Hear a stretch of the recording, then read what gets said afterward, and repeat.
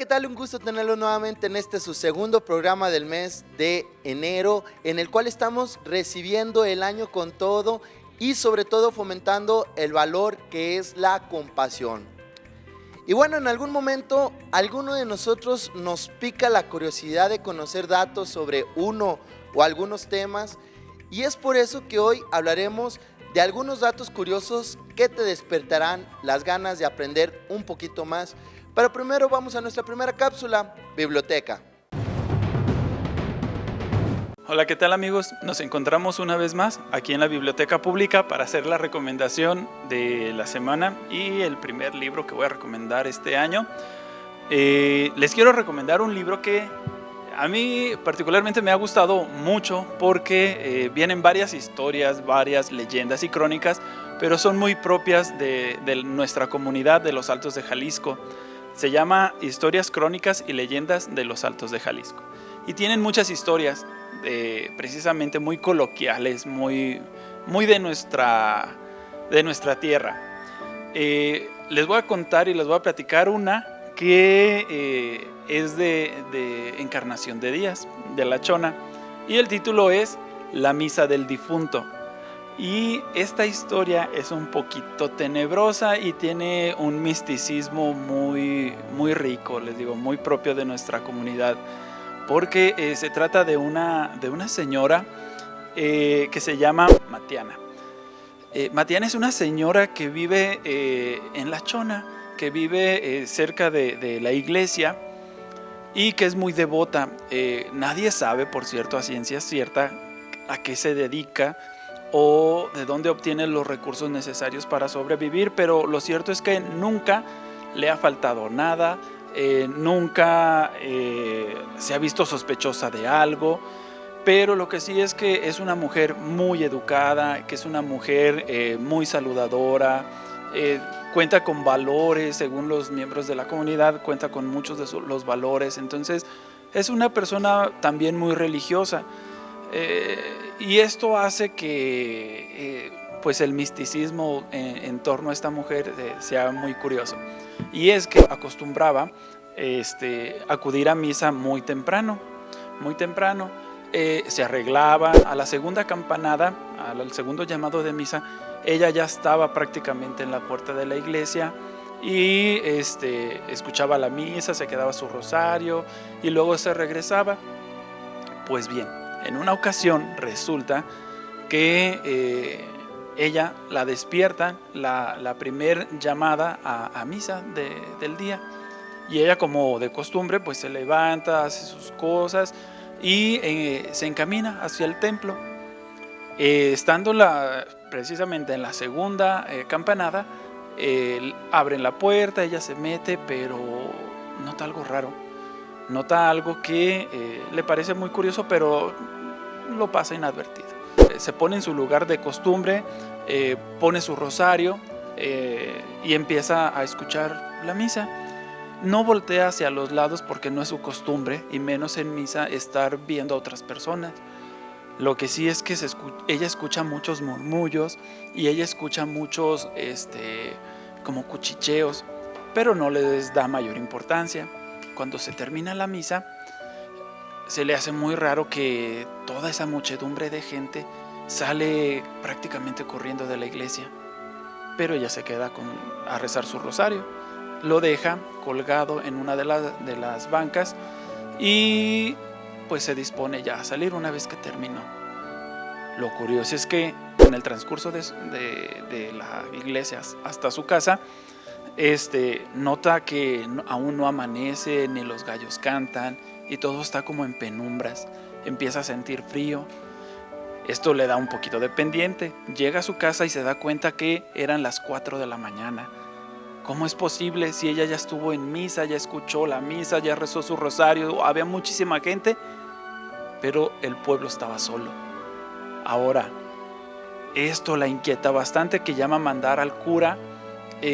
Con una de sus empleadas le manda a hablar al cura. Ella quiere saber una explicación, quiere que el cura le explique cómo es posible que haya sucedido esto. El cura al principio no le cree, porque pues es algo muy fantasioso, pero ella segura y sabe que no es ninguna mentirosa. Cuando el padre se decide a ir y a investigar un poquito, resulta que cuando abre en la iglesia en la mañana, resulta que está el rosario de esta mujer exactamente donde ella dijo, cosa que había sido imposible que ella pudiera entrar. Lo que resulta y lo que supuso que había pasado es que a doña Matiana, ella había acudido a una misa de las ánimas del purgatorio, y las ánimas escucharon que pues era para ellas ese rezo. Ahora resulta que doña Matiana a los pocos días muere, y mucha gente cree que ella pudo haber acudido a su propio misa. Así es que ustedes tienen la última palabra. Si esta historia les gustó, les recomiendo este libro, que lo tenemos en esta biblioteca y en muchas de la región. Ojalá puedan leerlo y darse una entretenida muy buena. Y bueno, como primer dato, antes se creía que la fotografía capturaba el alma de las personas. Este mito de la fotografía del siglo XX era asociada con los fantasmas. Uno de los datos curiosos de la fotografía se da en Pekín, en China, pues se pensaba que la fotografía se llevaba el alma de las personas. Además, se consideraba ofensivo retratar a las personas sin su consentimiento. Vamos a la siguiente cápsula, la chispa de vivir mejor. Hola, ¿qué tal? Un gusto saludarles desde este espacio. Como siempre, comienzo con una pequeña reflexión. Y se dice que el amor y la compasión son una necesidad, no un lujo. Y sin ellos es difícil sobrevivir. Hoy está con nosotros la psicóloga Vanessa de Anda con el tema La compasión a los demás. Les dejo con ella. Hola, ¿qué tal, amigos de San Juan TV? El día de hoy les quiero compartir el tema de la compasión. Y la compasión la hemos escuchado más de una vez, y no solamente es una palabra en el diccionario. La compasión como tal, la palabra tiene un origen griego que significa sufrir juntos. Sufrir juntos, ir de la mano, sentir empatía con el otro. Muchas veces hemos escuchado esta palabra en la iglesia, en reuniones sociales, en las personas que están pidiendo dinero y dicen tenga compasión, pero realmente nos hemos detenido a pensar el significado. Realmente es entender lo que la otra persona está sintiendo. Si no lo entendemos, acompañarlo, pero eso sí es importante.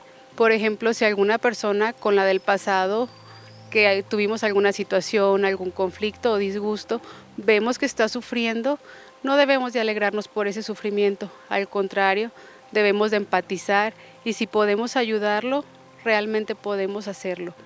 Yo te voy a sugerir o te voy a invitar a que realmente analices si eres una persona que tiene compasión hacia los demás. Y hablando de compasión, no solamente hablamos de una persona, sino de cualquier ser vivo, de una planta, de un animal o de alguna persona. Por ejemplo, si tú ves en la calle algún perrito que está, por ejemplo, pasando frío, hambre, y si está en tus manos y puedes ayudarlo, adelante. Lo mismo con alguna persona, con algún niño. Si tú ves que está en una situación, por ejemplo, de calle, y está en tus manos, por ejemplo, el comprarle algo de comer o el invitarle a lo mejor algún refresco, adelante, también lo puedes hacer. Entonces engloba a todo, tanto personas como seres vivos, como de todo. Y las sugerencias que yo te voy a invitar es si ves que una persona, por ejemplo, está sufriendo, le des alguna palabra de aliento. Puede ser algún familiar, algún amigo, algún conocido, pero si tú sabes que está pasando por alguna situación complicada o difícil, adelante, puedes darle alguna palabra de consuelo o simplemente acompañarlo en su dolor en silencio, estando presente a través de un abrazo, pero el que esa persona sienta que tú estás ahí. Otra sugerencia es compártele versículos bíblicos. Hay versículos que realmente tienen un mensaje muy bonito y que pueden ayudar a la persona a buscar consuelo. Si tú eres una persona cristiana o conoces a alguna persona cercana a ello, puedes sugerirle que se acerque con esta persona doliente. ¿Para qué? Para que lo acompañe y le ayude a buscar consuelo. O incluso si tú eres una persona que puedes orientarla a buscarla, a tener fe, porque recuerden que la fe es esperanza y la fe mueve montañas, entonces también es un refugio para el dolor. encomendar todo en manos de Dios o de un poder superior. Otras situaciones, como les mencionaba, si ustedes, por ejemplo, ven que una persona necesita, pueden pasar incidentes, a una persona se le pudo haber quemado su casa, por ejemplo, y está completamente sin nada, tan solo sin consuelo, sin cuestiones a lo mejor físicas, puedes arrimarle ropa, puedes arrimarle alimentos, lo que esté en tus manos para poder ayudarla. Esos son actos compasivos. Ahora también, por ejemplo, existen grupos sociales, tanto de iglesia como instituciones públicas que también se unen para ayudar a los demás, como les mencionaba, también en albergues de animales o albergues también, por ejemplo, casa de niños que no tienen un hogar. Puedes acercarte a llevarles ropa que a lo mejor tú ya no utilices, o por ejemplo también llevarles un juguete, algo que tú puedas hacerlo. Eso realmente les alegraría. Entonces yo te invito a que realmente te preguntes si eres compasivo y si no, ¿qué necesitas para hacerlo? Simplemente es ponte en los zapatos del otro y dentro de tus posibilidades, ayúdalo. De mi parte es todo, muchas gracias. Agradezco a Vanessa por su colaboración, me despido y hasta la próxima. ¿Has escuchado hablar del puente de París que podría colapsar por tanto amor? Y es que seguramente muchos han oído del puente de los candados en París, donde las parejas se juran amor eterno y sellan su relación colocando un candado en el puente. Se estima que más de 1 millón de parejas la visitan al año y dejan candados representando la relación sentimental.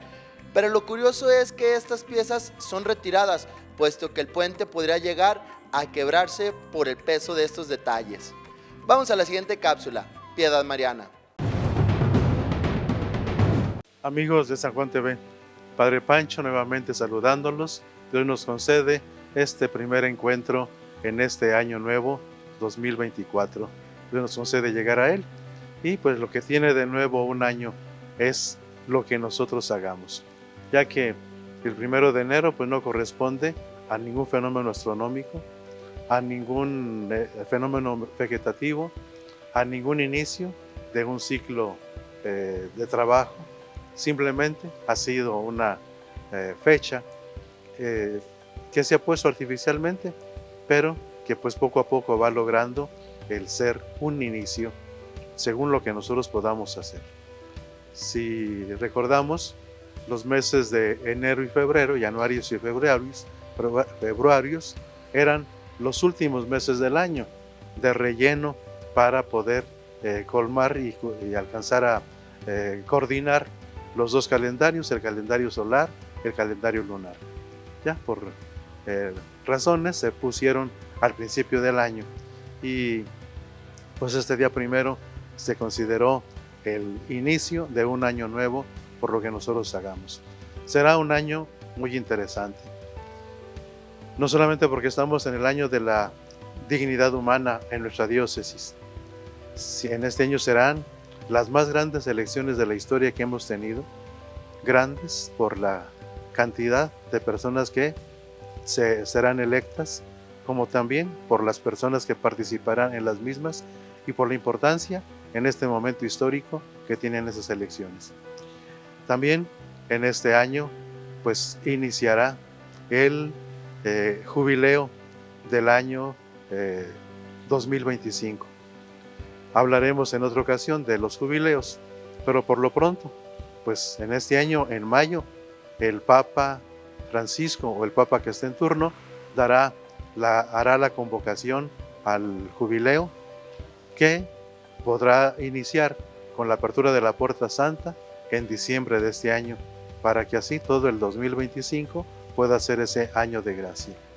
También se tendrá la culminación del sínodo de los obispos sobre el tema de la sinodalidad, comunión, participación y misión, que se ha ido teniendo, donde no tanto se quiere aprender un tema que es la sinodalidad, sino aprender a vivir sinodalmente, escucharnos unos a otros, el que todos se sientan parte de la iglesia, el que se puedan escuchar las distintas voces para poder discernir lo que el Espíritu Santo dice, que estamos viviendo tiempos inéditos y que entonces es necesario volver así como en los orígenes, a poder convocar un sínodo, como se hizo en Jerusalén, como se hizo a lo largo de la historia, para ahí discernir entre todos, en oración, en estudio, en comunicación de experiencias, lo que Dios quiere para nosotros.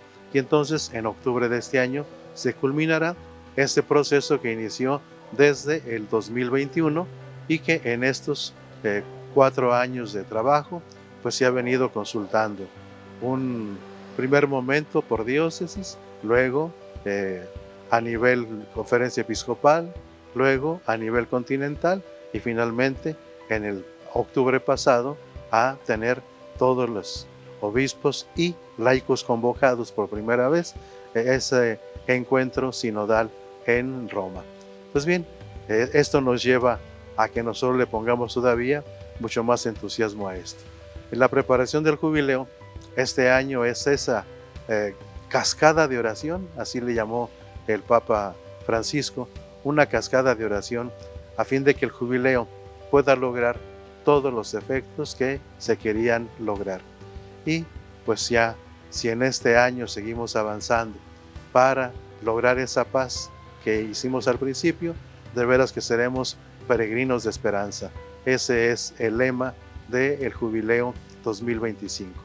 Bien, mis amigos, creo que el desearnos un feliz año nuevo significa de veras tener ganas de retomar nuestros mejores propósitos, de crecer en la esperanza, de caminar junto con los demás, de hacer un proyecto que de veras esté viendo los mejores valores que nos han dado vida hasta ahora y que deberemos reinterpretarlos en nuestra nueva época para el seguir avanzando.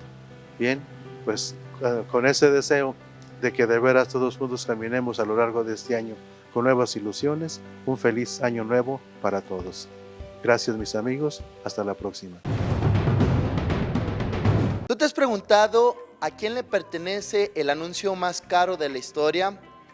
Y es que se trata de la publicidad de todos los tiempos más caro y ha sido de Chanel, ya que en el 2004 gastó alrededor de $33 millones en un anuncio publicitario. La marca contrató a la gran actriz Nicole Kidman y al gran director Baz Luhrmann. Es así como estos personajes claves realizaron una historia de amor. Vamos a la siguiente cápsula, la salud de tu sonrisa. Hola, ¿qué tal amigos? Bienvenidos a una cápsula más de la salud de tu sonrisa. Soy la doctora Melissa Martín. El día de hoy vamos a tener una breve introducción a lo que es el cáncer oral y datos actualizados sobre riesgos para pacientes. Últimamente se ha hablado sobre una alerta que ha cambiado el grupo de personas que están afectadas por el cáncer oral. ¿A qué me refiero? Antes se hablaba de que personas de 60, 80 años tenían comúnmente estas lesiones y entonces uno decía, bueno, es que han fumado, han tomado durante 20, 30 años y entonces ahí están las lesiones. Pero ahora se han reportado varios casos en donde hombres que tienen 18, 20, 30 años han tenido estas lesiones y entonces te pones a pensar, ni modo que desde los 5 o 10 años estén fumando y tomando como para que estos factores sean los que estén causando estas lesiones. Y entonces se han puesto a investigar y han llegado a la conclusión que el virus de papiloma humano ha jugado un papel importantísimo en que estas lesiones se empiecen a presentar en pacientes más jóvenes, porque se ha notado que pacientes de esta edad es más común que tengan relaciones orogenitales en donde se transmiten el virus de papiloma humano y tienen más tendencia a desarrollar estas lesiones cancerígenas. Y entonces podemos googlear, no sé, oye, ¿qué puedo hacer para no tener cáncer? Y te va a decir, es que el alcohol y el tabaco lo causa. Entonces uno dice, pero ok, todos lados dice eso y yo veo miles de personas que pues, lo hacen y no les pasa nada. Resulta que el tema aquí no es que tomes o que fumes, sino que en conjunto el componente de los cigarros más el etanol que tiene el alcohol combinados hacen que las células sean más posible que muten y tengan lesiones cancerígenas. Entonces ahora, si previamente tú tienes una lesión de virus de papiloma humano que es compatible con lesiones cancerosas, entonces le das todo este ambiente que favorece y es mucho más fácil que personas jóvenes entonces tengan estas lesiones que antes se daban en personas mayores. Entonces podemos pensar que, ok, ya tengo virus de papiloma humano, seguro voy a tener cáncer. No, resulta que hay varios factores que pueden contribuir para que sea una lesión cancerosa. En este caso, pues dietas pobres, en donde tienes tu sistema inmunológico dañado y aparte haces todas estas prácticas de riesgo que pueden aumentar en ti los riesgos. Ahora, ¿cómo lo puedo prevenir? Disminuyendo, obviamente, pues el fumar, el tomar. Si tienes una lesión, ir a atenderla, a ver si tiene alguna solución, algún tratamiento, o nada más después estar al pendiente, tal cual. Esta es una llamada de atención también para dentistas en general. Por ejemplo, nosotros nos podemos enfocar en ver dientes, ¿no? Pero la mayoría de las lesiones cancerosas se desarrollan en tejidos blandos.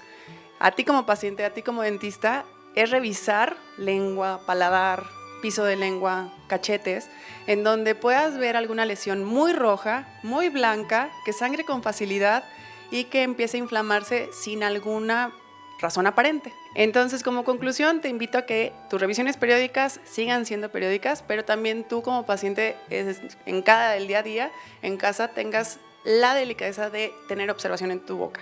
Si notas algún cambio, si tienes alguna reacción o algo que no tuvieras normalmente, acudir a revisión. Si no te quedas satisfecho con la revisión, seguir buscando. ¿Por qué? Pues porque también hay que hacerle caso a ese sexto sentido de repente y atendernos con tiempo. La prevención de verdad nos ayuda bastante, pero también una detección temprana ayuda a que el final sea muy diferente.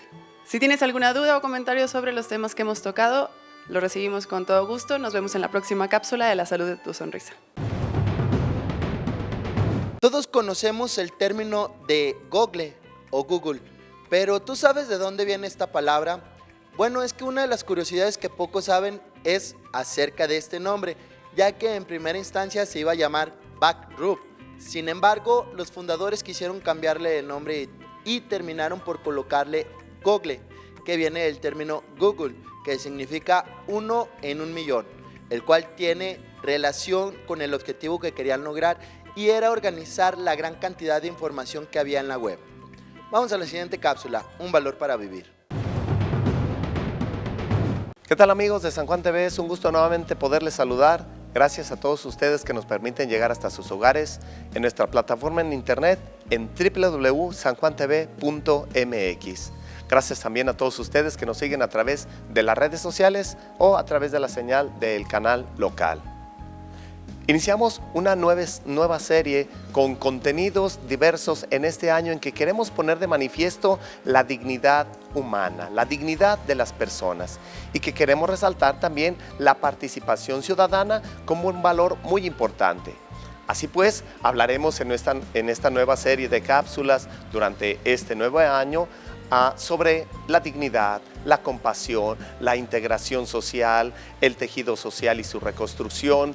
De todas maneras, veremos otras cápsulas que tienen que ver también con la fe, con la gracia, etc. Así pues, queremos comenzar esta primera cápsula con el valor de la compasión.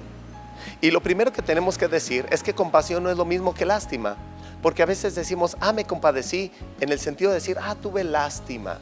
No. Compadecerse significa sentir junto con o padecer junto con, experimentar lo mismo. Una de las cosas que necesitamos es ser empáticos, es decir, ponernos en los zapatos del otro, compadecernos del otro. En muchas ocasiones es muy fácil juzgar al otro, hubieras hecho, hubieras dicho, no hubieras hecho, no hubieras dicho. Y sin embargo, pocas veces tomamos en cuenta sus circunstancias, el contexto, y a veces no somos empáticos, no nos compadecemos, no sentimos junto con el otro. Y entonces corremos el peligro de volvernos jueces y jueces injustos. El primer paso entonces para valorar al otro es reconocerle su dignidad y compadecernos en el sentido de sentir junto con, tratar de experimentar, de vivir, de sentir lo que aquel otro está viviendo, sintiendo y experimentando para que desde ahí podamos emitir un juicio. Y entonces seguramente seremos más misericordiosos, más empáticos y nos darán mayor ganas de colaborar y de ayudar a los demás. Compadecer entonces no es sentir lástima del otro, es sentir junto con, ver la vida, ser empático, ver al otro como él ve las circunstancias. Y así la compasión se vuelve un valor necesario para la convivencia entre todos los seres humanos y un valor necesario para reconocer la dignidad de los demás. Así pues, la compasión es un valor para vivir. Nos vemos en la próxima. Todos conocemos esta red social llamada WhatsApp, pero ¿tú sabes cuántos trabajadores son los que están dándole mantenimiento a ella? Y bueno, aunque no lo creas, son solo 55 personas las que están detrás de esta gran red social, ya que son el mismo equipo con el que comenzó y que pasó a las oficinas de Facebook cuando este compró la app. Vamos a la siguiente cápsula, nutrición. Hola amigos de San Juan TV, nuevamente con ustedes, Elibet Karina Gutiérrez, licenciada en nutrición. Continuamos hablando de estos temas de alimentación y nutrición y en esta ocasión pues me encuentro de lujo y muy orgullosa porque los muchachos de la Prepa San Juan del quinto semestre de la TAE de Transformación de Productos Agroindustriales, que es dentro de la trayectoria de conservación de alimentos, nos van a hablar cómo funciona el refrigerador. Ellos hicieron un trabajo donde hicieron réplicas de refrigeradores, nos van a hablar cómo funciona y cómo son las diferentes áreas de los refrigeradores para poder guardar nuestros alimentos. Vamos a escucharlo a cada uno de ellos, vamos a dividirlo en dos partes, funcionamiento y después acomodo, las zonas de frío, dónde voy a meter cada una de las cosas. Vamos a empezar. Hola, buenas tardes. Mi nombre es Daena, soy alumna de la Preparatoria Regional de San Juan de los Lagos y el día de hoy voy a hablar un poco sobre el funcionamiento del refrigerador. El refrigerador es un electrodoméstico el cual es esencial en nuestra vida y lo usamos para mantener nuestros alimentos frescos y fríos. Esto es logrado a través de un proceso de enfriamiento controlado que está en el refrigerador. Mi nombre es Alexa. Empecemos por entender que el refrigerador es como una casa fría para nuestros alimentos. Esto se basa en un ciclo de refrigeración que consta del principio de la comprensión y la expansión de un gas refrigerante. Un refrigerador es un refrigerante que funciona a través de una serie de tuberías. El condensador se sitúa en la parte posterior del refrigerador, casi siempre está lleno de polvo. En su interior el refrigerante se enfría y se condensa, lo que significa que se transforma. El evaporador se sitúa dentro del refrigerador y se encarga de almacenar los productos y enfriarlos. El compresor es el corazón del frigorífico y su función es hacer circular el refrigerante. Mi nombre es Diana Lisset y los refrigeradores funcionan haciendo que el refrigerante que circula en su interior pase de un estado líquido a gaseoso. Este proceso, conocido como evaporación, enfría el área circundante y produce el efecto deseado. Una pieza que es el evaporador absorbe el calor que lo manda al refrigerante, que eso lo manda a la parte de atrás del refrigerador, que es el compresor. Bueno, pues muchas gracias muchachos, bastante interesante su explicación de cómo es que funciona el ciclo de refrigeración. Ahora, algo muy interesante que nos lo me estuvieron mencionando es, el refrigerador lo que va a hacer es producir frío adentro y extraer el calor de los alimentos. Una vez que lo extrae, como lo mencionaban, los gases que contienen van a llevarse ese calor y vas a hacer que hay zonas de tu refrigerador que se van a calentar. Se van a calentar porque están evaporando los líquidos o el agua que absorbieron en forma de calor que extrajeron. Ese es el funcionamiento normal. El refri absorbe calor.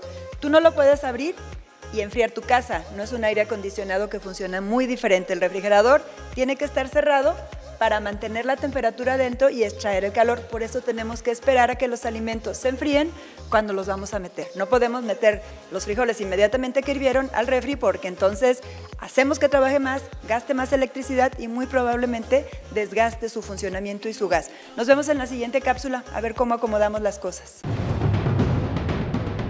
Y bueno, si te dijera que antes McDonald's vendía hot dogs y no hamburguesas, ¿me la creerías? Muchos amamos las increíbles hamburguesas de esta gran marca, pero al principio el restaurante comercializaba hot dogs y es que en los años 1937 era uno de los platos que más se vendían. Es así que recién en el año 1948 los dueños cambiaron el menú con hamburguesas y papas. Vamos a la siguiente cápsula, Tesoros Ocultos de San Juan. ¿Qué tal amigas y amigos de San Juan TV? Yo soy el doctor Everardo López Padilla, el médico historiador, con la cápsula Tesoros Ocultos de San Juan. Y antes de comenzar con mi cápsula, les quiero recordar el valor de este mes, la compasión. Y qué mejor ejemplo de compasión que María Santísima con el niño Jesús en brazos. Recordemos que ella es la madre de la compasión, ella es la que se compadece de nosotros, sus hijos, en todo momento. Y hoy quiero platicarles de un personaje bien importante para San Juan, poco conocido, en teoría poco conocido, pero que seguramente hemos pasado por una calle que lleva su nombre el día de hoy. Y se trata del padre Ignacio Rosales del Toral. Muchos seguramente recordarán la calle Ignacio Rosales, esta calle que nos lleva directamente hasta el malecón del río San Juan.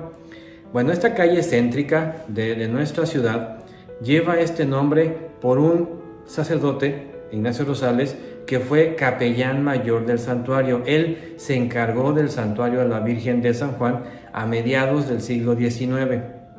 Pero ¿qué de importancia tiene este hombre? Demasiada. Para empezar, vámonos al principio de él. Ignacio Rosales nace en Aguascalientes el 9 de agosto de 1812. Es un genio, realmente es un genio de la época. Él estudió lo que se puedan imaginar y lo que no, también. Prácticamente él estudió filosofía, después estudió medicina. Enseguida de esto fue profesor universitario, capitán de milicia cívica en Tepic, hoy Nayarit. Después fue catedrático de lógica, metafísica en San Luis Potosí, y así anduvo vagando en diferentes poblaciones, hasta que un pariente de él, el doctor Mariano Guerra, que era un genio, alguien famoso e importante en Guadalajara, lo llama a Guadalajara precisamente y le aconseja que se ordene sacerdote, ya que con todas las carreras que él tenía, podía ya ordenarse. Así que lo ordena sacerdote, se convierte en asistente del obispo Aranda, allá de Guadalajara, pero por poco tiempo, ya que su genio, como decía él, no era para la vida de corte. Por muchos años fue capellán mayor del santuario de Nuestra Señora de San Juan. De hecho, pasó sus últimos años de vida en esta población. Él amó con todo su corazón a la Virgen Santísima de San Juan. Él sabía, ahí le va, castellano, francés, italiano, inglés, griego, latín, el hebreo, las bellas letras, los clásicos paganos, la historia de la iglesia, la historia griega, la historia romana, la historia moderna, matemáticas. Era un gran matemático y geógrafo. Sabía y amaba la física, astronomía, química, historia natural, ciencias médicas, teología dogmática, teología moral, arquitectura, pintura. Era un gran pintor también. Música, carpintería, platería, relojería. Bueno, les puedo mencionar todo esto y está constatado por alumnos de él, por amigos y por conocidos. Incluso él era una persona de un semblante austero, parecía esqueleto, y esto, decían ellos, sus amigos, a consecuencia de tantos ayunos. Incluso don Ignacio Rosales decía: cuando me pongo a resolver un problema de matemáticas, me parece que resucito. Los inteligentes de la época decían que don Ignacio era muy fuerte, es decir, muy inteligente en las matemáticas, le encantaba esto. Incluso los extranjeros en la Feria de San Juan se admiraban de sus operaciones químicas. Aprendió, como les digo, las bellas artes y las artes mecánicas sin ningún maestro. Incluso los pararrayos del santuario, estos que vemos en la parte más alta de las torres, él los puso, él los diseña, los construye y los pone en el santuario. Y además de eso, también en la misma ciudad de San Juan, a una casa de 2 pisos, les puso cimientos nuevos sin destruirla.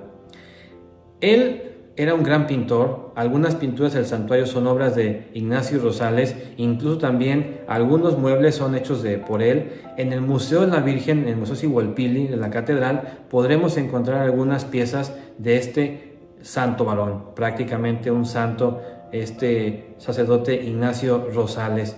Incluso él, también amante de la música, en una ocasión que iba a llevar, pues digamos, el ejercicio de esta arte con alumnos, les decía: señores, no extrañéis que un sacerdote se ocupe de música, porque San Gregorio el Grande, a pesar de ser papa, no tenía por inconveniente manejar la batuta. Él era el maestro de los artesanos de la ciudad. El padre Ignacio Rosales cumplió 50 años de sacerdote en el año de 1887 y celebró sus bodas de oro cantando la misa en el santuario de Nuestra Madre Santísima de San Juan. Él murió en la pobreza el 2 de julio de 1890. Don Ignacio Rosales nos dejó un gran legado que debemos aprovechar y debemos de conocer como sanjuanenses. Es un nombre poco estudiado que mucha gente deberíamos de enfocarnos en conocer mucho mejor. Amigas, amigos, cualquier duda, comentario o sugerencia en San Juan TV. Bueno, finalmente un dato curioso tecnológico es sobre qué país utiliza más el Internet. Y el primero es China con 721 millones de usuarios, India con 462 millones y Estados Unidos con 281 millones, según las estadísticas de Internet Lives States. Vamos a la siguiente cápsula, Acción con Valor. Hola, ¿qué tal? Bienvenidos a Acción con Valor. El día de hoy vamos a ver la controversia de la leche. Entonces, últimamente he notado que la leche se ha vuelto de moda más elevado y no sé por qué, pero el día de hoy vamos a discutirlo. ¿Por qué la leche ahora está de moda y todos le están viendo la mala cara? Este es el porqué. La leche normalmente se ha conocido como aquello que te tomas y te hace los huesos más fuertes. Es el resumen nutricional que nosotros hemos tomado durante todos estos años, que pues eso se nos ha inculcado. La leche es buena debido a sus proteínas que nosotros nos brinda. Pero olvidamos un pequeño detalle, y es que la proteína y todo en exceso es malo. ¿Pero por qué? Proteína, proteger, eso es bueno. Pero como seguimos con el tal dicho anterior, las proteínas en exceso pueden llegar a dañar tus huesos y no protegerlos como nosotros estamos ya acostumbrados. ¿Pero por qué se debe esto? Las proteínas que recibimos de la leche son varias, son demasiadas. Es por eso que la leche es una muy buena fuente de proteína. Pero también, como estas se exceden, pueden llegar a sacar el calcio, este mineral que está en tus huesos, para poder en sí recibir lo que ella nos brinda, más y más proteínas, y luego poder desecharla por medio de la orina. Pero entonces, ¿a qué se refiere esto? Proteína reemplazando calcio. El calcio es una estructura fuerte y de lo que más se constituye en los huesos, que ya tienen materia orgánica e inorgánica. En la materia está este calcio, que es de lo que se constituye. Es como quitarle un ladrillo a una construcción y en ese lugar solo llenarlo de cemento. Claro que el cemento es lo que une todos estos ladrillos, pero el ladrillo en sí es la pared, es la base de lo que esto está hecho. Así que si dejamos puro pegamento, que viene siendo el cemento en esta construcción, y quitamos absolutamente todos los ladrillos, pues esto puede llegar a colapsar. Y es exactamente lo mismo que está pasando con los huesos. Y no solo eso, ya que también la leche y lo que constituye esta puede llegar a dar cáncer. Y la estructura del sistema óseo no es lo único que se ve comprometida, ya que también el cáncer puede entrar en juego. Ya sabemos que el cáncer es una célula que se volvió loca y está haciendo más células locas que están atacando a una parte corporal. Y esto es una de las demás características que la leche puede dar en exceso, ya que también aumenta el riesgo de cáncer. El cáncer en sí, reproductorio, ya puede llegar a ser de próstata u ovarios. Este es uno de los cánceres que la leche es más propensa a potenciar, debido también a las proteínas que esta contiene. Para seguir con el mismo ejemplo que teníamos antes de la construcción de los huesos, pero ahora en este problema que viene siendo el cáncer, es como todo este cemento que lo estamos tomando como las proteínas y como el calcio que se está quitando como los ladrillos. En este caso es como poner cemento que no está mezclado y es puramente polvo. Es como poner algo que se supone va a unir, que viene siendo pues, la proteína, pero sin que ésta esté preparada, porque ya cuando llegó hasta abajo es porque el cuerpo no la recibió y no la necesitó. Es un exceso, y este exceso de cemento, le estamos diciendo que no se necesitó, pues va a tener que quedarse, porque al fin y al cabo, por si acaso, el cuerpo se lo va a tener que quedar, aunque esta proteína no esté preparada. Así que si no puede llegar a ser expulsada mediante la digestión y el cuerpo ya la absorbió, pero no la necesita más, ahí es cuando comienza el exceso. El cuerpo las puede llegar a tener y podemos pensar, por si acaso alguna proteína hace falta, pero no, las tiene ahí porque ya está lleno el lugar y no puede llegar a hacer falta alguna que otra proteína. Entonces nuestro cuerpo no tiene mucho más que encargársela pues a la célula, y las células ya no van a saber qué más hacer con estas. Es como que nadie sabe qué hacer con estas proteínas, lo que puede llegar a hacerlas mal funcionar y por ende generar este cáncer. Entonces, ¿qué? ¿Ya no debemos de tomar más leche? ¿Debemos de dejarla y apartarla a un lado? No, según la Organización Mundial de la Salud, es recomendable 3 porciones al día. Ya puede ser, por ejemplo, un cereal, un vaso de leche si quieres en la noche, el cereal ya en la mañana, y por si acaso en el día un yogur. Puede ser ya de 2 a 3 porciones, pero no te excedas y quizás no todos los días. Pero pues eso ya será de cada quien. Entonces ya nos hemos advertido de las consecuencias que puede llegar a traer el exceso de leche. Todo en exceso es malo y nos vemos en la próxima. Acción con valor. Y bueno, como último dato, ¿sabes que los 10 minutos en una cita son mentiras? Aunque suene un poco fuera de lo común y quizás un poco desconcertado, pero varios estudios y psicólogos han declarado que los primeros 10 minutos en la primera cita son de puras mentiras. Pues este dato curioso del amor está ligado a que en estos minutos de la cita la persona quiere sorprender a la otra y hacer que se sienta súper a gusto con ella. Esto ha sido todo por hoy, yo me despido, mi nombre es Sergio Núñez y esto fue San Juan TV.